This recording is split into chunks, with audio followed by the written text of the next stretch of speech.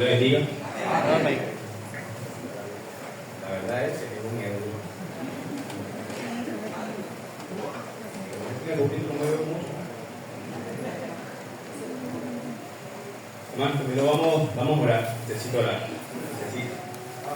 Como Dios, Señor, el poderoso, que en los cielos, también necesito esta noche de su ayuda, Señor. Padre, que me ayude. Por Pablo, Señor, que su poder, Señor, se perfecciona en su habilidad, Señor.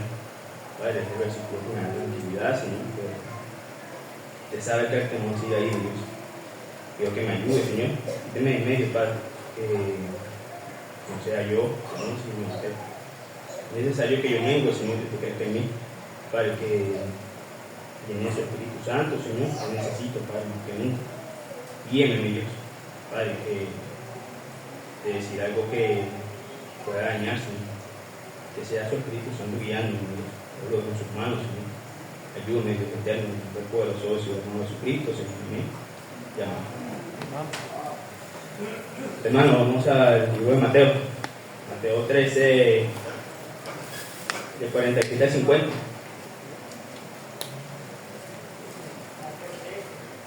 Cuando lo tenga, me dice un amén.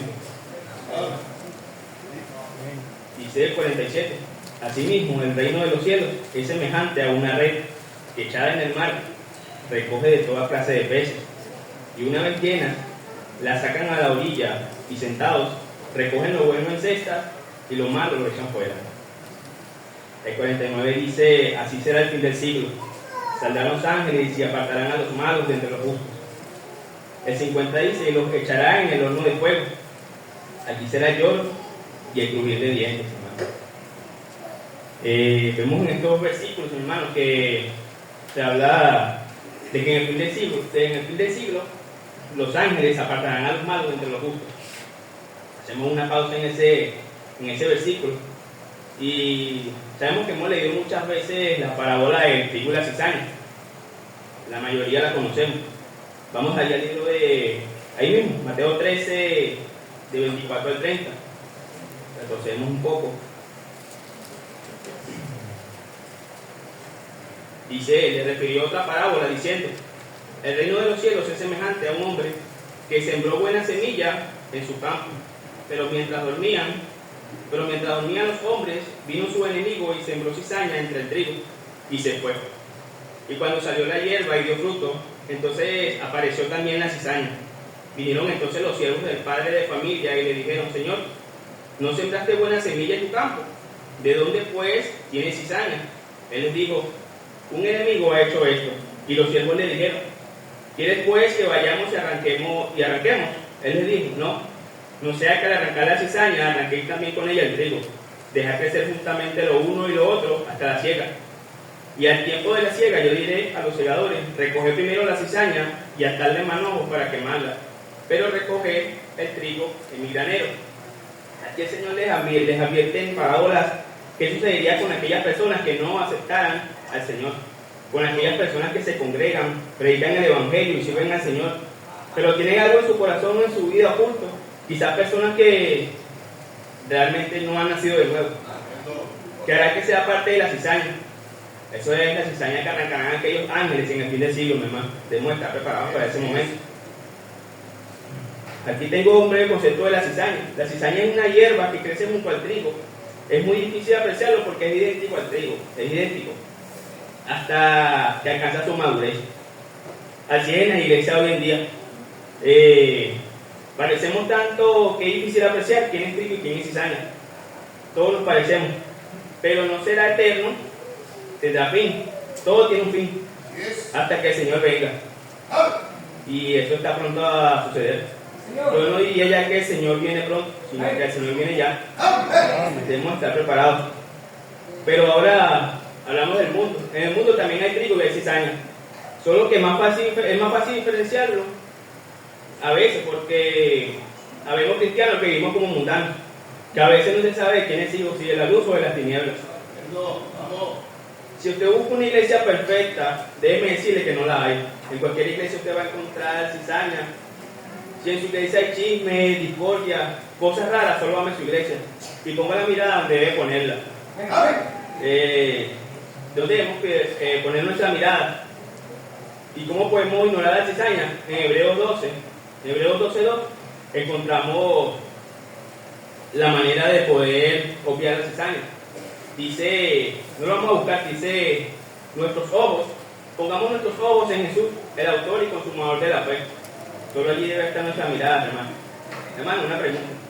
¿Realmente ha nacido de nuevo? ¿Hemos nacido de nuevo realmente? ¿Usted alguna vez se ha hecho esa pregunta? Yo he nacido de nuevo. Realmente, cuando el Señor venga, miré con Él. A veces vivimos, ¿cómo le digo? Vivimos conscientes y creyendo que somos salvos. Pero incluso el rey David le decía al Señor, él tenía un corazón semejante y agradable a Dios. Y aún así, en el Salmo 139, 23, 24, vamos ahí, Salmo 139, 23 y 24.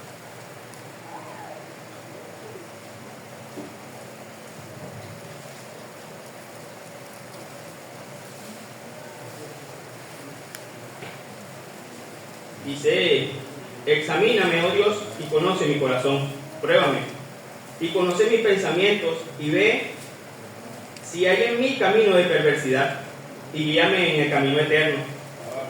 Siendo el rey David, un hombre con un corazón agradable a Dios, le dijo, Señor, examíname, y conoce mi corazón. Le dijo, toma, conócelo. Yo te doy mi corazón, Dios. Dice, más adelante le dice, pruébame, Señor, y conoce mis pensamientos. Señor, tú que todo lo sabes, ve si por allí ves camino de perversidad, si ves alguna intención de faltarte, y si lo hay, guíame. El rey David solo fue a quien tenía que ir. A veces nosotros como cristianos no sabemos a quién ir. A veces nosotros ignoramos el poder que tiene nuestro Dios. No obstante eso, el Señor les explica a sus discípulos más adelante por qué lo habrá hecho. ¿Será que Él quiere que no seamos parte de la cizaña? ¿O porque quiere que sí la seamos? Le digo, la cizaña es peligrosa, mi hermano. Es un plan de Satanás para dañar. Por este motivo es que muchas personas han cerrado su corazón al Señor, porque es difícil diferenciar entre los verdaderos y los falsos cristianos. Recordemos que el Señor no quiere que ninguno perezca, sino que todos procedamos al arrepentimiento. Vamos al libro de Mateo nuevamente, donde nos explica la parábola del trigo y la cizaña.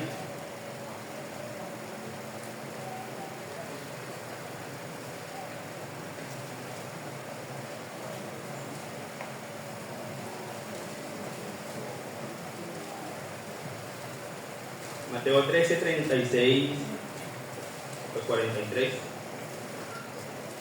Dice, entonces, despedida a la gente, entró Jesús en la casa y acercándose a él sus discípulos, le dijeron, explícanos la parábola de la cizaña del campo.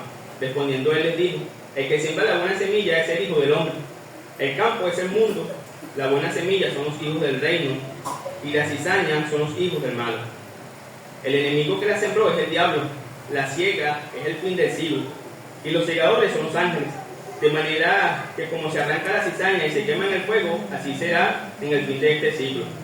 Enviará el Hijo del Hombre a sus ángeles y recogerán de su reino a todos los que sirven de tropiezo y a los que hacen iniquidad, y los echará en el horno de fuego. Allí será el lloro y el crujir de dientes. Entonces los justos resplandecerá como el sol en el reino de su Padre. El que tiene oídos para oír, oiga.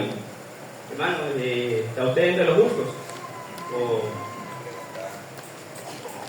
¿O dónde se considera usted que está realmente? ¿Usted ha examinado su corazón cada día? Ellos estuvieron interesados en saber qué quería decir el Señor en la parábola, por eso le preguntaron. ¿Estamos nosotros interesados en saber cuál es la voluntad de Dios en nuestras vidas? De tantas parábolas que el Señor citó, se tomó el tiempo de explicar solo pocas parábolas a sus discípulos, algo que llama mucho nuestra atención. El Señor ya sabe quiénes serán parte de esa cizaña. El Señor es omnisciente, Él todo lo sabe y todo lo ve. En el libro de Salmo 139, del 4 al 8.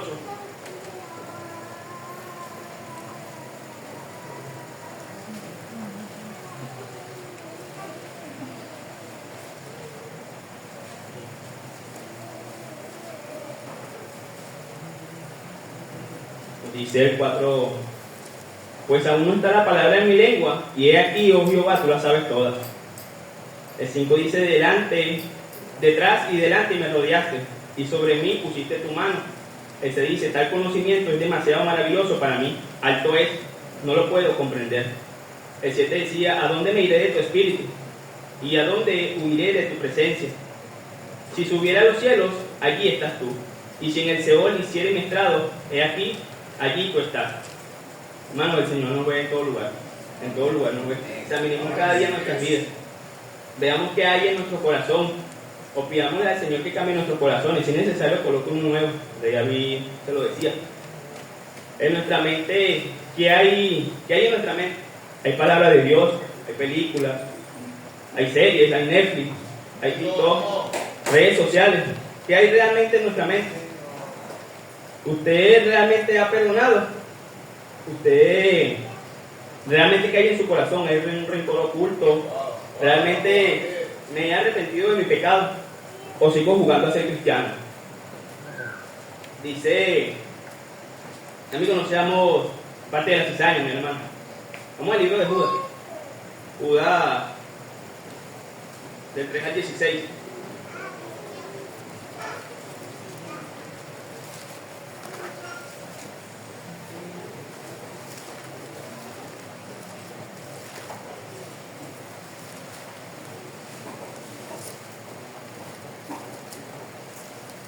¿Está lleno? El 3 dice, amados, por la gran solicitud que tenía de escribiros acerca de nuestra común salvación, me ha sido necesario escribiros exhortándoos que contendáis ardientemente por la fe que ha sido una vez dada a los santos. Porque algunos hombres han entrado encubiertamente, los que desde antes habían sido destinados para esta condenación, hombres impíos, que convierten en libertinaje la gracia de nuestro Dios y niegan a Dios, el único soberano, y a nuestro Señor Jesucristo. Mas quiero recordaros, ya que una vez lo habéis sabido, que el Señor, habiendo salvado al pueblo, sacándolo de Egipto, después destruyó a los que no creyeron, y a los ángeles que no guardaron su dignidad, sino que abandonaron su propia morada, los ha guardado bajo oscuridad en prisiones eternas, para el juicio del gran día, como Sodoma y Gomorra y las ciudades vecinas, las cuales de la misma manera que aquellos, habiendo fornicado e ido en pos de vicios contra la naturaleza, fueron puestas por ejemplo, sufriendo el castigo del fuego eterno. No obstante, de la misma manera también estos soñadores mancillan la carne, rechazan la autoridad y blasfeman de las potestades superiores. Pero cuando el arcángel Miguel contendía con el diablo, disputando con él por el cuerpo de Moisés, no se atrevió a proferir juicio de maldición contra él, sino que dijo, el Señor te reprenda. Pero estos blasfeman de cuantas cosas no conocen, y en las que por naturaleza conocen, se corrompen como animales irracionales. Hay de ellos, porque han seguido el camino de Caín, y se lanzaron por el lucro en el error de Balaam, y perecieron en la contradicción de Coré. Estos son manchas en vuestros ágapes, que comiendo impúdicamente con vosotros se apacientan a sí mismos. Nubes sin agua, llevadas de acá para allá por los vientos, árboles otoñales sin fruto, 2 veces muertos y desarraigados, fieras, ondas del mar que espuman su propia vergüenza, estrellas errantes, para las cuales está reservada eternamente la oscuridad de las tinieblas. De estos también profetizó Enoc, séptimo desde Adán, diciendo, he aquí vino el Señor con sus santas decenas de millares, para hacer juicio contra todos y dejar convictos a todos los impíos de todas sus obras impías, que han hecho impíamente, y de todas las cosas duras que los pecadores impíos han hablado contra él. Estos son murmuradores querellosos, que andan según sus propios deseos, cuya boca habla cosas infladas, adulando a las personas para sacar provecho. Aquí vamos a escudriñar solo un versículo. Versículo 12. Dice, hay algo muy importante, hay palabras que llaman la atención. Dice manchas en vuestros ágapes, manchas de mugre en la ropa de la iglesia. Ellos llamaban ágapes al banquete, el banquete de amor. ¿Sabes qué era el banquete de amor para la iglesia primitiva? Era la Santa Cena del Señor. Era una reunión que hacía la iglesia primitiva para participar de la Cena del Señor. Ellos tomaban impúdicamente la Cena del Señor. Hermano, cuidado con tomar la Cena del Señor indignamente, no es bueno. Dice que eran nubes sin agua. Vamos a 2 de Pedro. 2 del 17 al 22.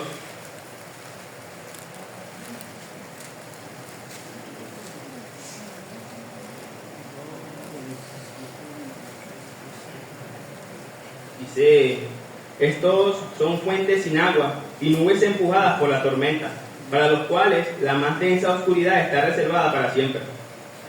Pues hablando palabras infladas y vanas, seducen con concupiscencias de la carne y disoluciones a los que verdaderamente habían huido de los que viven en error. Les prometen libertad y son ellos mismos esclavos de corrupción, porque el que es vencido por alguno es hecho esclavo del que lo venció. Ciertamente, sabiéndose ellos escapados las contaminaciones del mundo por el conocimiento del Señor y Salvador Jesucristo, enredándose otra vez en ellas son vencidos, su postrer estado viene a ser peor que el primero, porque mejor les hubiera sido no haber conocido el camino de la justicia, que después de haberlo conocido, volverse a traer el santo mandamiento que le fue dado. Pero le ha acontecido lo del verdadero proverbio: el perro vuelve a su vómito y la puerca la va a revolcarse en el cieno. El Señor es muy claro allí. Dice que no somos de los que retrocedemos. Los que retroceden, dice, después de volverse a traer el santo mandamiento que le fue dado, dice, pero le ha acontecido lo del verdadero proverbio: el perro vuelve a su vómito y la puerca la va a revolcarse en el cielo. No retroceda, mi hermano, hay que perseverar en el Señor. Entonces nos dice otra palabra: árboles sin fruto, solo producían hambre y destrucción. Lucas 16, de 6 al 9.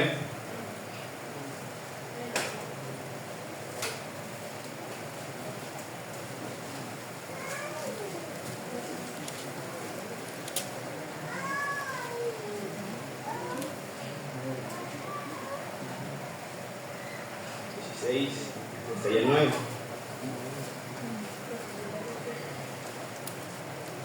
Dice, él dijo 100 barriles de aceite y le dijo, toma tu cuenta, siéntate pronto y escribe 50.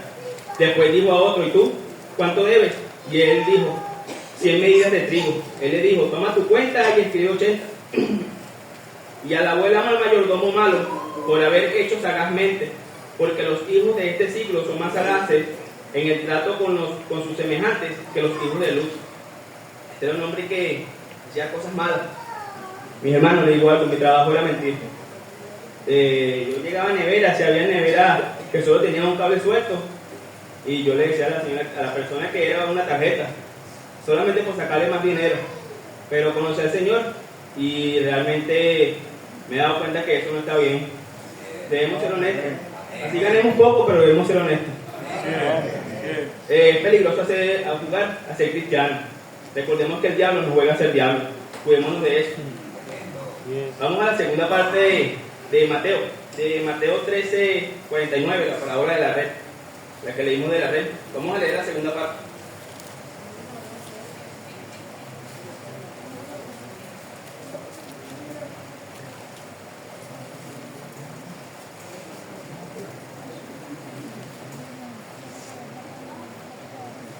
Ya leímos en el 49 que decía, así será el fin del siglo, se dará los ángeles y se apartarán a los malos entre los justos. El 56 los echará en el horno de fuego. Allí será el lloro y el crujir de dientes. La segunda, ya vimos que sacará a los malos entre los justos. Ahora vemos que dice que los echará a un lugar. Un lugar, ¿sabes que ese lugar es el mal llamado lugar de tormento? El infierno. Dice, ese lugar deberá generar en el justo un temor a Dios. El temor santo es útil de muchas maneras. El que teme a Dios tiene gran respeto por los mandamientos de Dios. Aquel que realmente teme a Dios no le teme a los hombres y prefiere desagradarle a este que a Dios. Vamos a Isaías 8.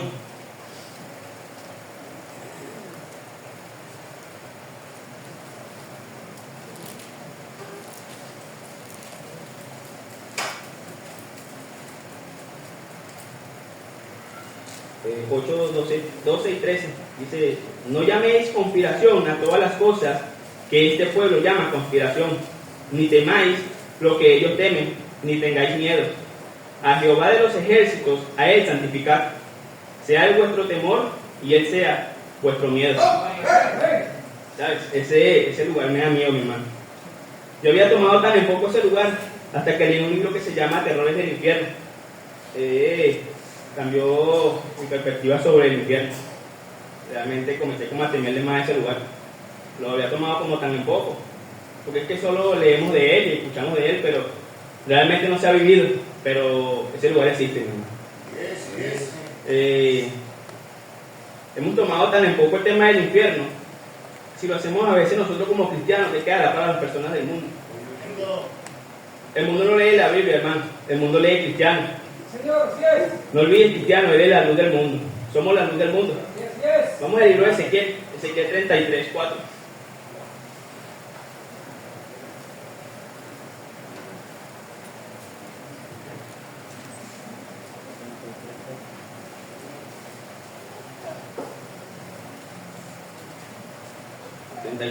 Dice: cualquiera que oyere el sonido de la trompeta y no se apercibiere, y viniendo la espada lo hiriere, su sangre será sobre su cabeza.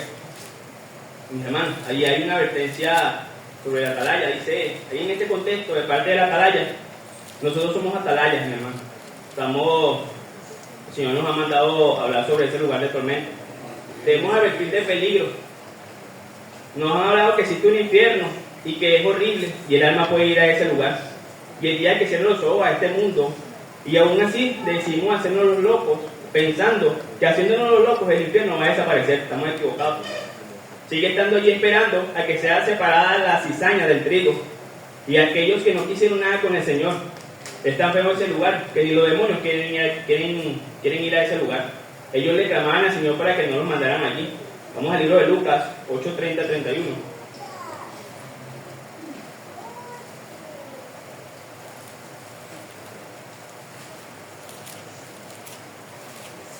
Dice 30, y le preguntó Jesús diciendo, ¿cómo te llamas?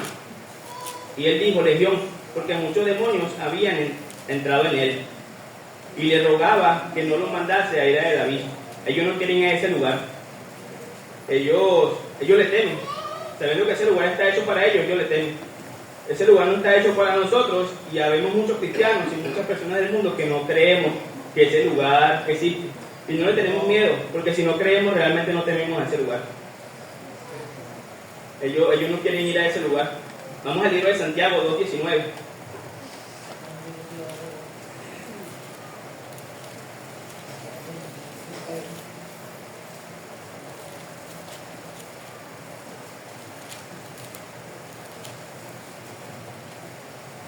Dice, tú crees que Dios es uno, bien haces. También los demonios creen y tiemblan. Ellos temblan y creen en Dios porque al mundo les cuesta tanto creer. Yo diría que les cuesta creer hoy en día por tantas falsas doctrinas que hay. Porque tienen un vecino que dice ser cristiano, pero con su vida diaria es todo lo contrario. No creo que usted, mi hermano, sea alguno de esos vecinos, ¿verdad? No es lo mismo ser religioso que ser cristiano. Lo que vamos aquí mismo en el libro de Santiago. Vemos breve concepto sobre la palabra religioso. Se refiere a una persona que pertenece a una religión, mientras que cristiano es un término que se refiere a una persona que sigue a Cristo. Y seguir es andar como él anduvo. Así de sencillo. Santiago 1:26.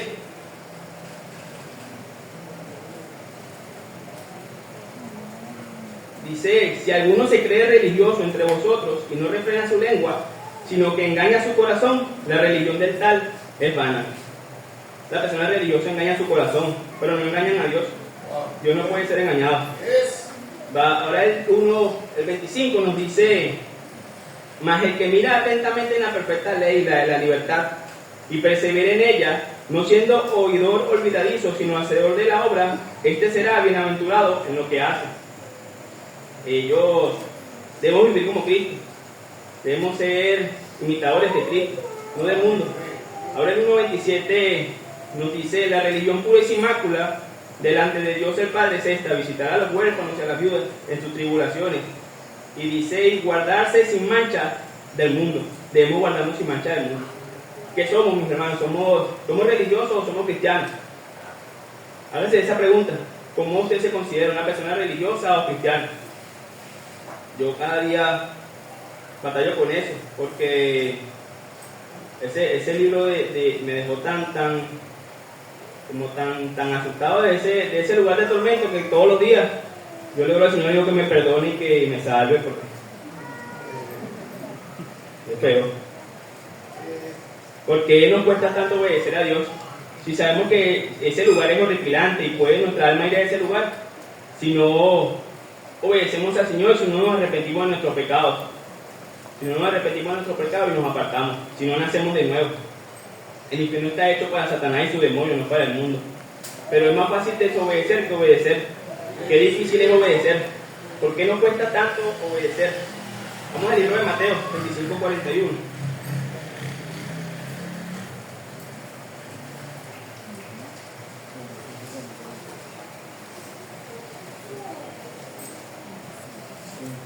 Entonces dirá también a los de la izquierda: apartados de mí, malditos, al fuego eterno, preparado para el diablo y sus ángeles. Mis hermanos, ese lugar no es para nosotros. Ese lugar ya tiene inquilino. Tratemos de no ir a ese lugar. Repitamos nuestros pecados y caminemos con el Señor, verdaderamente de corazón. No está preparado ni para ti, ni para mí, ni para ningún alma humana. Pero por causa de la maldad que hay en este mundo, en los corazones endurecidos, la soberbia, la altivez de hoy en día, irán muchas personas y almas allí, si no aceptan al Señor. Amigo que no gana almas, ¿usted ha entendido la importancia de ser cristiano? ¿Sabe usted la responsabilidad que está en nuestras manos de predicar el Evangelio? Sé que aquí hay muchas personas que son salvas, pero también pueden haber personas que no son salvas. Por eso debemos examinarnos cada día, cuidarnos de no ser parte de la cizaña. Otra pregunta: ¿estás realmente entre los salvos? Si no estás, arrepiéntete, aún estás a tiempo, aún hay oportunidad. ¿Sabes dónde se acaba la oportunidad? El día que toque cerrar los ojos a este mundo. Allí será el lloro y el crujir de dientes. Dice la Biblia. ¿Por qué tenemos que preocuparnos tanto por ese lugar de tormento llamado infierno? Quizá irá, este hermano se volvió loco. ¿Por qué nos habla tanto del infierno? Porque es real, hermano. Es real ese lugar. El Señor ha movido todo mi ser y mi corazón se ha contristado con este tema. El Señor nos dejó una historia de un rico y un pobre llamado Lázaro. Muchos la conocen. No vamos a ir allí porque creo que amanecemos hasta una. Muy claro el tema del infierno en esta parábola. Clamaba el alma de aquel hombre rico por agua y por su familia, que había quedado en este mundo. Clamaba para que escucharan y obedecieran al Dios que nos creó, que nos ama con tan grande amor, que envió a su Hijo a morir por nosotros. Ya el rico creía, pero ya él estaba en ese lugar. No podía salir de allí. Ya era demasiado tarde. Una pregunta, hermano. ¿Usted le ha hablado de Cristo a su familia? Su corazón se ha conquistado por su familia, por sus hermanos. Yo tengo un hermano que es más duro que un peñonazo de cerquita, ¿no? Pero ahí el Señor ha hablado en él. Pero sé que el Señor va a dar la victoria. Así como me dio mi bebé, así va a obrar en la salvación de mi familia. Les diré algo, hermano. Quizás hay familiares suyos y míos en ese lugar clamando para que nosotros no vayamos a ese lugar. ¿Se ha puesto usted a pensar eso? Porque hay tantos que no le tienen miedo al infierno. La gente no le tiene terror al infierno porque no le tenemos miedo a un león. Cuando solo vemos en un cuadro en la pared, porque solo el león está en un cuadro y no le damos a prestar atención. Pero vamos a suponer que el día que fueron allá a los cajones se hubiesen encontrado un león, hubiese cambiado la historia, ¿verdad? Bueno, así, por eso nosotros a veces obviamos el tema del infierno. Lo tomamos tan en poco porque realmente no se ha vivido. Solo escuchamos y leemos de él, pero no se ha vivido realmente. No ha habido una persona que diga: no, yo estuve en ese lugar y no quiero que no vayan ahí. Nadie va a volver de ese lugar. El que está en ese lugar no le va a contar cómo le fue, porque dice que hay una gran cima y no pueden salir de ese lugar. ¿Por qué nosotros deberíamos desviar el tema del infierno si lo que más el Señor habló fue del infierno? Porque hay tantos que no creen en el infierno. Yo tengo, donde trabaja mi hermano, hay un hermano que dice que es cristiano. Entonces Yo predico el infierno, me dice que no predique el infierno, que debo hablar del amor y de la prosperidad y de eso. Si uno le habla bonito a las personas y no cree en el Señor, debemos hablar de ese lugar de tormento, porque es lo que debemos advertirle. No, ¿de qué le podemos advertir si le hablamos del amor? Si le hablamos de la prosperidad, le podemos advertir de que mañana no irá a hacer dinero o algo, pero realmente lo que debemos es salvar almas de ese lugar de tormento. Yo he tenido convenientes con él por ese tipo de temas. Es triste ver que personas estén siendo engañadas por falsa doctrina, o quizás personas que no escudriñan las escrituras, que están cerradas en su creencia y nadie los saca de allí.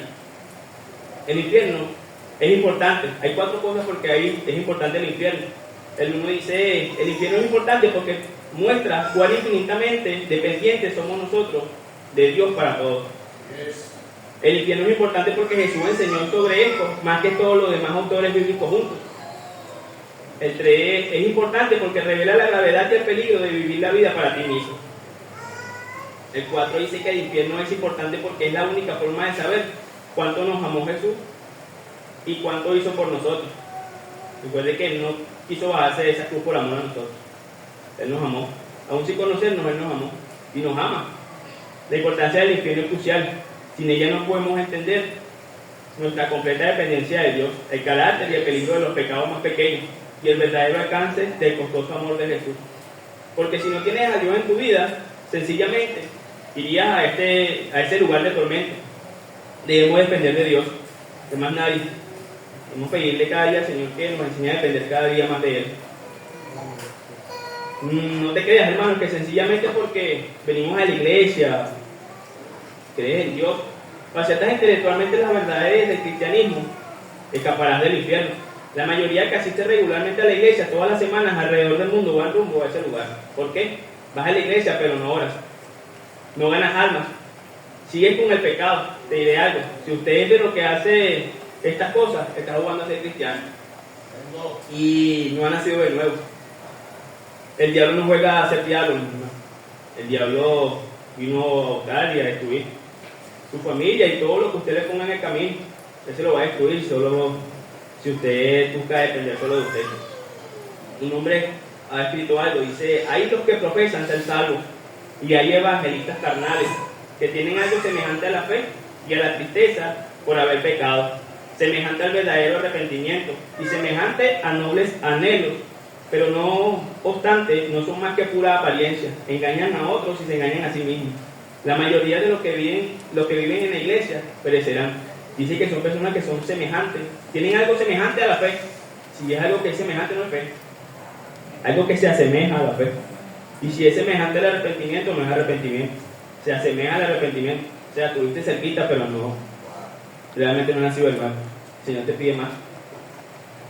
Pero ¿por qué perecerán esas personas? Por el simple hecho de no haber nacido de nuevo. El Señor le dijo a Nicodemo, ni es necesario nacer de nuevo. Nicodemo, siendo un maestro de las Escrituras, él conocía las Escrituras y él seguía al Señor, y él sabía que no era suficiente conocerse toda la ley. Él sabía que necesitaba del Señor Jesucristo. Él lo necesitaba y por eso lo perseguía, y siempre estuvo pendiente de todas las cosas que hacía el Señor, porque él sabía que necesitaba del Señor, que saberse las Escrituras no era suficiente. Dice: tú que profesas ser cristiano, pero poco oras y poco lees tu Biblia, ¿realmente eres salvo? ¿Cómo escaparás de la condenación del infierno? Tú que no te preocupas mayormente por los pecados pequeños, esos pecaditos pequeños, mentiritas blancas, ni por los pensamientos vanos y sucios que tienes, ¿realmente eres salvo? ¿Estás listo para ir al infierno? ¿Tú que crees que el reino de Dios consiste de una profesión oral de fe en Cristo, o que crees intelectualmente que Jesús murió por tus pecados, pero no te interesa vivir una vida santa y consagrada y ser seguidor de Cristo, y que ni piensas en Dios durante la semana, ¿realmente eres salvo? ¿Estás preparado para soportar ese lugar de tormento? Mejor que lo estés, porque si estas cosas son ciertas, estás camino directo a ese lugar. Mejor que te arrepientes. No te engañes, ser cristiano no es cosa de palabras ni de creencias intelectuales, sino de un corazón nuevo y una vida nueva dedicada a no pecar y a vivir para la gloria de Dios. El que dice que permanece en Él debe andar como Él anduvo. Vamos a 1 Juan 1:6.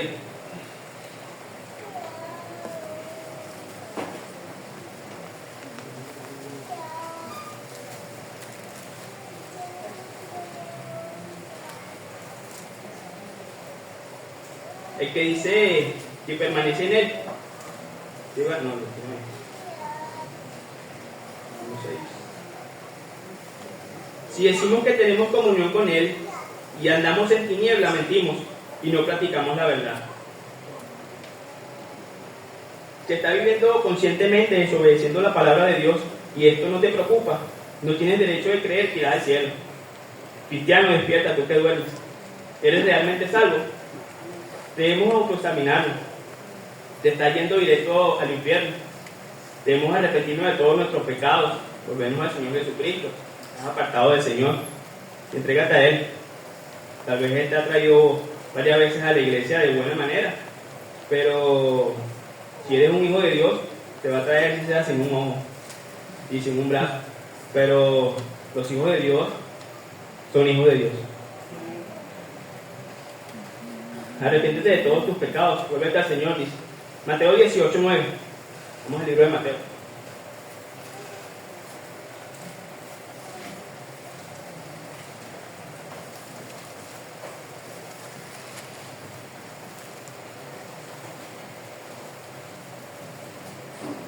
Y si tu ojo te es ocasión de caer, sácalo y échalo de ti.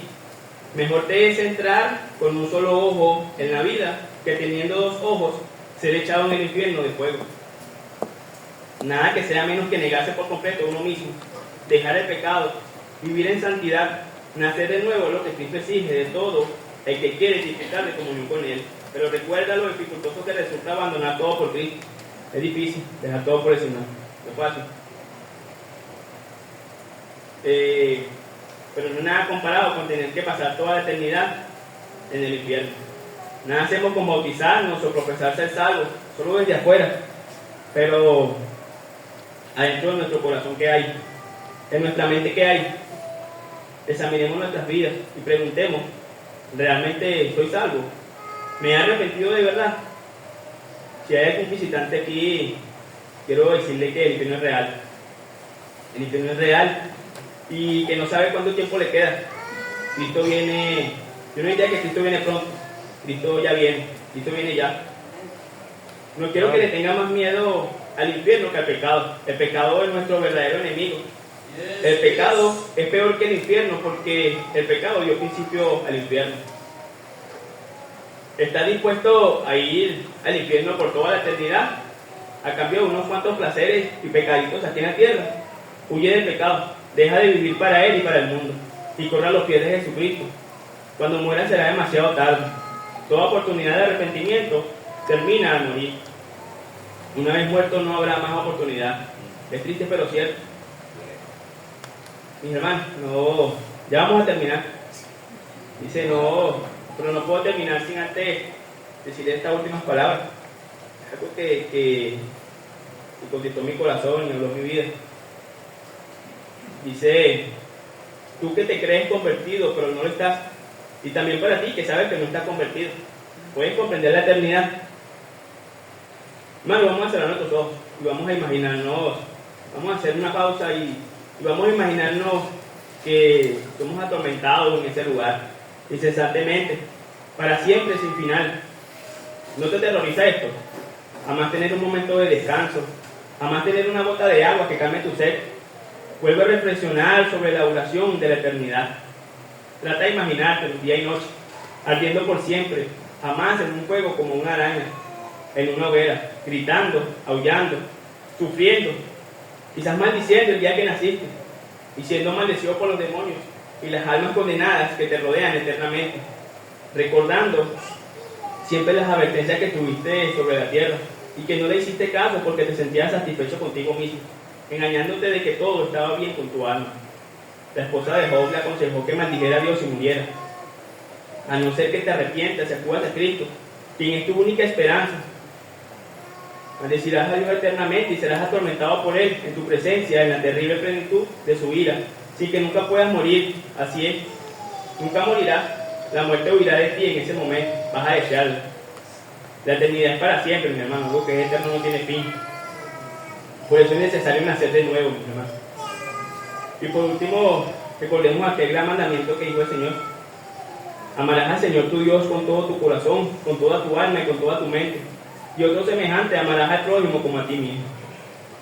El tiempo se acaba, mis hermanos. Mis hermanos, hoy hay Santa Cena. Ahí te invito a ponerte a cuentas con el Señor. No la tomes indignamente. Recordemos que la iglesia primitiva, los falsos profetas y esas personas hacían parte de eso, tomaban la cena impúdicamente. No es cuento. No juguemos con las cosas del Señor, no juguemos a ser cristianos. Seamos verdaderamente cristianos, hermano. Hermano, eso es lo que tenía por compartirles. Vamos a orar. Y